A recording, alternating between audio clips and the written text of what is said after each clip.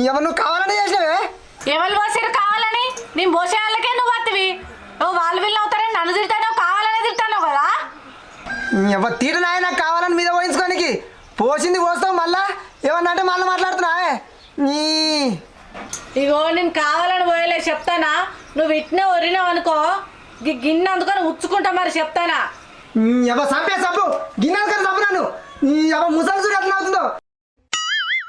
గీన పెన్నాము ఎంత కయ్యాలని ఊరంతా నా ఇజ్జత్ పోతుంది నీ ముంగట. కథలు కమ్మానే ఉన్నాయి కానీ నేను అంటేనే ఊరంతా ఇజ్జత్ మారబోతుందా?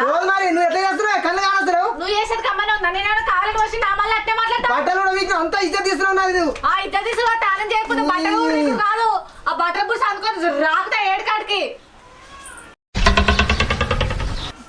దీనికేం పుట్టిందో ఇది నవ్వుతుంది. అబ్బా దీని ముఖంలో కట్టే ఎద్దోలు వేసుకొచ్చి పెట్టినా కొద్దీ ఇంటికాడ ఏనుగోలు తినుకుంటే దీనికి ఎట్ట ఏర్పడతలేదు. ఊళ్ళో నా ఇజ్జత్ తీస్తుంది.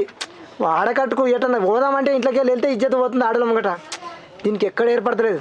బాయికాడికి తీసుకుపోయి దీని బల్పు అనిస్తుందిగా చూస్తా దీని సంగతి. అమ్మ నన్నే ఇజ్జత్ తీస్తుంది.